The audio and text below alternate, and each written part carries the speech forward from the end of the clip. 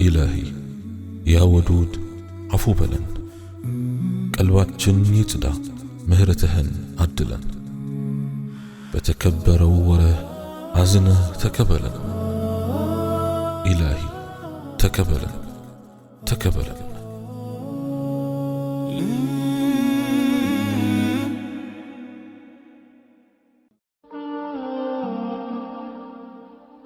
بسم الله اللهم لك الحمد كما ينبغي لجلال وجهك وعظيم سلطانك والصلاة والسلام على حبيبنا رسول الله وعلى آله وصحبه ومواله السلام عليكم ورحمة الله وبركاته عند سو لأم الدرداء وستئي يتعمم يمسلنيال من يوتيم رزمو قدب أطوال كبادي هنا يكالب دركت سايمتين يكرم መድኃኒት አገኝለት ይሆን አላት።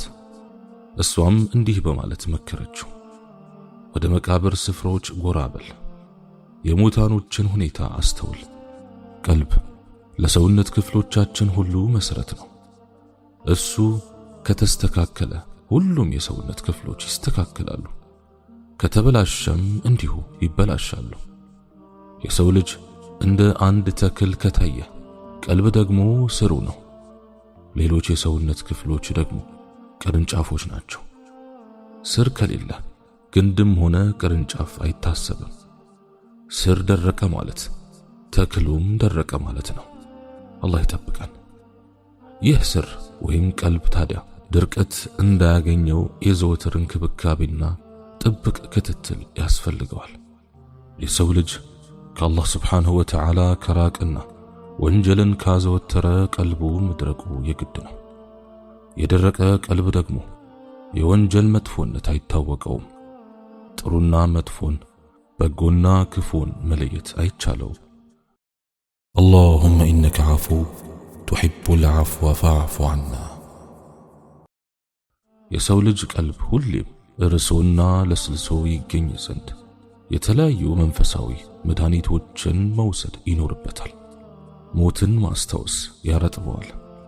ቁርአንን አዘውትሮ ማንበብ፣ ዚክር ማብዛት፣ ለሌሊት ሰላት መነሳት፣ በሱና ጾሞች ላይ መበርታት፣ በየቀኑ የዛሬ ውሎዬ እንዴት ነበር ብሎ ከራስ ጋር መተሳሰብ ለቀልብ ጥንካሬንና እርጥበትን ይለግሳል። ቀልብ ንጉስ ነው። የሰውነት ክፍሎች ደግሞ ታዛዦቹና ተከታዮቹ ናቸው። የሰው ልጅ መሪው እንዳረገው ነው የሚሆነው። ንጉሱ ተበላሸ ማለት ሀገር ተበላሸ ማለት ነው። ስለሆነም እንደ ንጉሱ ሁሉ ለቀልብም ጥሩ አማካሪዎች ያስፈልጉታል። ይህ አማካሪ ታዲያ አላህን የሚፈራ ደግ ሰው፣ ስለ ሃይማኖት ጠለቅ ያለ ዕውቀት ዓሊም፣ የዚህችን ዓለም ምንነትን የተረዳ የጥበብ ሰው አሊያም ጥሩ ኪታብ ሊሆን ይችላል። የሰው ልጅ ሁለመናው እንዲስተካከልና እንዲሰምር ከፈለገ በእነኚህና በመሳሰሉት ነገሮች በመታገዝ ቀልቡን ማስተካከል ይኖርበታል። ከኃጢአትና ከወንጀል ሊጠብቀው ግድ ይለዋል። ሰውን በነገ የትንሣኤ ዕለት ገንዘቡም ሆነ ሀብት ንብረቱ ልጆቹም ጭምር አይፈይዱትም። ንጹሕ የሆነ ቀልብ ይዞ የመጣ ግን ብዙ ነገር ይዞ መጣ። የቀልብ ጌታ አላህ ስብሓንሁ ወተዓላ ነው። ንብረትነቱም ለሱ ነው። በመሆኑ የቀልብ ባለቤት የሆነ ሁሉ ከፈጣሪው በተሰጠው ቀልብ ከአምላኩ አስበልጦ የትኛውንም አካል ማኖር የለበትም። እሱም ብቻ የሚያመልክና የሚያፈቅር፣ ለሱ ብቻ እጅ የሰጠ፣ እሱን ከሌሎች ሁሉ አስበልጦ የወደደ፣ በእርግጠኝነት በሱ ያመነ የተመካና ለእርሱ ብቻ የተናነሰ መሆን ይኖርበታል። ኢላሂ ቸሩ ጌታ አፉ በለን፣ ቀልባችን ይዝጋ ምሕረቱን አድለን፣ በተከበረው ወር ስራዎቻችን ተቀበለን ኢላሂ ተቀበለን። ሲወድም ሆነ ሲጠላ፣ ሲርቅም ሆነ ሲቀርብ፣ ሲጣላም ሆነ ሲወዳጅ ሲሰጥና ሲከለክል የጌታውን ውዴታ ፍለጋ ብቻ መሆን አለበት። ከአምላኩ ከአላህ ስብሓንሁ ወተዓላ የሚያስበልጠው ነገር ፈጽሞ ሊኖረው አይገባም። የዚህ አይነቱ ቀልብ ነው እንግዲህ ቢመከር ምክር የሚገባው፣ ቢነገረውም ሊሰማ የሚችል። ለዚህ አይነቱን ቀልብ ለያዘ ነው ኡሙ ደርዳ መልካም ምክሯን የለገሰችው። ወደ መቃብር ስፍራዎች ጎራ በል፣ በሞት የቀደሙህን ሰዎች ሁኔታ አስታውስ። ከመሬት በላይ ነበሩ ውስጧ ሆኖ ትናንት በአፈር ሲያዙ ነበር፣ ዛሬ ግን አፈር አዘዘባቸው። ትናንት ተናጋሪ ነበሩ፣ ዛሬ መናገር አይችሉም። ይሰሙ ነበር፣ ዛሬ መስማት ተስነዋቸዋል። ይንቀሳቀሱ እንዳልነበር በድን ሆኖ። እስቲ ጥሯቸው፣ ይሰሟችሁ ከሆነ ይነግሯችሁም እንደሆነ ጠይቋቸው። ይናገሩበት የነበረ ምላሳቸው ምን ሆነ? ይስቁበት የነበረ ጥርሳቸውስ ምን አገኘው? ይመጻደቁበት የነበረ ውበታቸውስ ምን አረገፈው? እስቲ ከልብ አስተውሉ። ውቡ አይናቸው እንዴት እንደፈሰሰ፣ አንጎላቸው እንዴት እንደፈረሰ፣ አንጀታቸው እንዴት እንደተዘረገፈ፣ ያካበቱትን ሀብት ንብረት፣ የገነቡትን ድርጅትና ቤት ትተው ሄዱ። ሚስት ልጆቻቸውን በትነው ነጎዱ። የመቃብር ስፍራቸውን ዘይሩ። የሞታንን ሁኔታ አስተውሉ። በሞታቸው ሕይወትን አግኙ። ከሕይወታቸው ትምህርት ውሰዱ። አትዘናጉ፣ ንቁ። መሞታችሁ ግድ ነውና ራሳችሁን በእነርሱ ቦታ አድርጋችሁ ገምግሙ። ሁኔታዎችን በጥልቀት አስተንትኖ ለተመራ ሰው አላህ ይዘንለት። اللهم إنك عفو تحب العفو فاعف عنا። ለመመከር ፈቃደኛ የሆነውን በተመከረበት ነገር ለመስራት የሚጣደፍን ሰው አላህ የዚያን የታላቁን ቀን ምርመራ ያቅልልለት። ሁለተኛው የኡሙ ደርዳ ምክር። ኡሙ ደርዳ ከበኒ ተሚም ጎሳ ለሆነ አቡ ሒዛር ለሚባል አንድ ታላቅ ሰው የሒዛር አባት ሆይ በሞት አልጋ ላይ ያለ ሰው ምን እንደሚል ልንገርህን አለችው። ምን ይላል አላት። እንዲህ ሲል የሚጣራ ይመስለኛል አለችው። ጎረቤቶቼ ሆይ፣ የአስክሬኔ ተሸካሚዎች ሆይ፣ ይህች ዓለም እኔን እንዳታለለችኝ እናንተንም እንዳታታልላችሁ። በእኔ እንደተጫወተችብኝ በእናንተም አትጫወትባችሁ። ቤተሰቦቼ ሆይ፣ ወንጀሌ ሁሉ ሸክሙ በእኔ ላይ ነው። ከኔ ወንጀል ቅንጣት ታክል አትሸከሙ። ኡሙ ደርዳ አሁንም ትመክራለች። ድንገተኛውንና ጥፍጥና ቆራጩን ሞት ታስታውሰናለች። ሰዎች የሞተን ሰው ገላ ሲሸከሙ ኃጢአቱን አብረው አይሸከሙ። ቢሸከሙ ማኖሮ በተለይ የመጥፎ ሰው በድን እንዴት ይከብድ ነበር በአላህ። ሰዎች አንድ የሞተን ሰው ወደ መቃብር ሲሸከሙ ወንጀሉ የራሱ ዕዳ ነውና አብረው አይሸከሙ። ቢሸከሙ ማኖሮ በተለይ የእኩይ ሰው አስክሬን ስንቶችን ባጎበጠ ነበር። እንደ ሞተ ሰው የሚያሳዝን ማን አለ? ለነፍሱ ለመስራት እድል የለው። መልካም ሥራዎቹን ለማብዛት ክፍተት አይኖረውም። የቆይታ ጊዜው አብቅቷልና የተሰጠውን ዕድሜ ጨርሷልና። የመልካምም ሆነ የመጥፎ ሥራ ባለቤት የሰው ልጅ ዱንያን ሲሰናበት የጎደለበት ሆኖ ነው።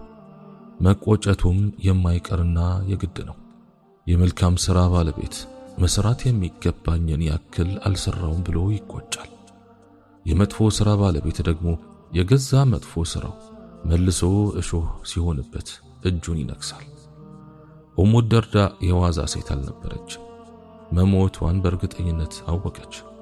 በመሆኑም በብዙ ቦታዎች ላይ በተደጋጋሚ ከራሷ ጋር አውርታለች። መጨረሻዋንም አርቃ ለማየት ሞከረች። ዕጣ ፋንታዋንም ፈርታለች። ስለሆነም ወደ መቃብር መንገድ የጀመሩ ሙታኖችን በሐሳብ ለማነጋገር አሰበች። ኢላሂ ቸሩ ጌታ አፉ በለን፣ ቀልባችን ይዝጋ ምሕረቱን አድለን። በተከበረ ዱዓችን ተቀበለን ይላል ተቀበለን። እንዲህ የሚሏት ይመስላታል። የፈለጋችሁትን ያክል ብትኖሩ መሞታችሁ የግድ ነው። የቱን ያክል ብትሮጡ ሩጫችሁ ፌርማታ አለው። ፌርማታውም ወደ እውነተኛውና ቋሚው ዓለም መሸጋገሪያ ነው። ረዣዥም ጉዞዎች፣ አስፈሪ መሰናክሎችና አቀበቶች ከፊት ለፊታችሁ አሉ። ነገ ረዥም ጉዞ እንዳለበት ያወቀ ሰው ደግሞ ዛሬን በአንድ ልብ ማረፍ የለበትም። ለዚያኛው አገር መዘጋጀት ይኖርበታል። በቂ ስንቅንም ያስፈልገዋል። ኡሙ ደርዳ በእምቅ ቃላቶቿ ትመክራለች። በዚህች ዓለም ጥቅም አትዘናጉ። ለአስፈሪው ቀን ስንቅ ያዙ። ከፊታችሁ ብዙዎች ቀድመዋችኋል፣ እናንተም ትሄዳላችሁ፣ የተቀሩትም ይከተሏችኋል። በፍጹም አትታለሉ። ዘላለም እንደሚኖር ሰው አትገንቡ። እድሜ ልክ እንደሚከርም ሰው አታከማቹ። ቋሚ አይደላችሁም፣ ትሄዳላችሁ። የቀኑ ጨዋታችሁ ያልቃል፣ የሌሊቱም እንቅልፋችሁ ያበቃል። ዛሬን ለአላህ ስብሓንሁ ወተዓላ ስገዱ። ካለፋችሁ በኋላ የሚሰግድላችሁ ወይም መልካም ሥራ የሚሰራላችሁ የለም። ዛሬውኑ ሞልታችሁ ስሩ። ነገ የሚሞላላችሁ አታገኙ። ዛሬውኑ ፍጠኑ። ቆሞ የሚጠብቃችሁ አታገኙ። የመዘናጋትን ጥላ ከላያችሁ ላይ ግፈፉ። ያልሰራ ሰው በርትቶ ከሰራው ሊቀድም አይችልም። የሚራመደውም የሚሮጠውን ይቀድማል ተብሎ አይታሰብም። ይህች ዓለም አታታላችሁ። ውድድሩን የሚያቋርጥ ሰነፍ ሰው ከመወዳደር አያዘናጋችሁ። ዛሬ ሥራ ነው፣ ውጤት የለም። ነገ ደግሞ ውጤት ነው፣ ሥራ የለም።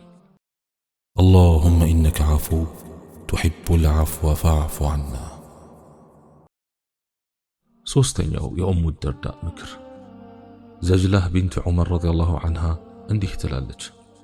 አንድ ቀን ከኡሙ ደርዳ ጋር ተቀምጠን ሳለ የመዲና ገዥ የሆነው ኢስማዒል ኢብኑ ሂሻም ኡሙ ደርዳ ሆይ ከሥራሽ ሁሉ እጅግ የምትተማመኝበት የትኛው ነው በማለት ጠየቃት። እሷም ለኃያሉና ለተከበረው ጌታ አላህ ስብሓንሁ ወተዓላ ብሎ መዋደድ ስትል መለሰችለት። ለአላህ ብሎ መዋደድ ትልቅ ትርጉም አለው፣ ትልቅ ምንዳም አለው፣ ትልቅ መታደልም ነው። በመሆኑም ትክክለኛ ዋጋውን የተገነዘቡ ሰዎች በርትተው ሮጠውለታል። ጥቅሙን የተረዱ ተሽቀዳድመውበታል።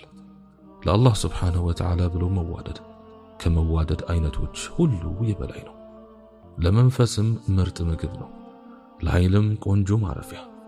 ለአላህ ብሎ መዋደድን የተከለከለ ሰው ራሱን ከሙታኖች ይቁጠር። የወንድም እህቶቹን ፍቅር ያጣ ሰው ጨለማ ውስጥ እንዳለ ይወቅ። ለአላህ ብሎ መዋደድ በገንዘብ የሚገዛ አይደለም። ከእናት አባት ከቅድመ አያቶችም አይወረስም። ሙሐባ በቀልብ ውስጥ ነው። አላህ ስብሓንሁ ወተዓላ በሻው ሰው ቀልብ ውስጥም ያኖራል። አላህ ተጠልተሃል ካለ በምድር ላይ ያለ ሀብትህን ብትበትን እንኳ ፈጽሞ ልታገኘው አትችልም። ለአላህ ስብሓንሁ ወተዓላ ያልሆነች እያንዳንዷ ፍቅር ዋስትና የላትም። ዘለቂታም ሆነ ኃይል አይኖራትም። የአላህ ፊት ያልታሰበበት ነገር ሁሉ መጨረሻው ባዶ ነው፣ ኪሳራ ነው። አላህ ስብሓንሁ ወተዓላ እኔ በተናገርኩት እናንተም በሰማችሁት የምንጠቀም ያድርገን። سبحانك اللهم وبحمدك أشهد أن لا إله إلا أنت أستغفرك وأتوب إليك وآخر دعوانا أن الحمد لله رب العالمين والسلام عليكم ورحمة الله وبركاته.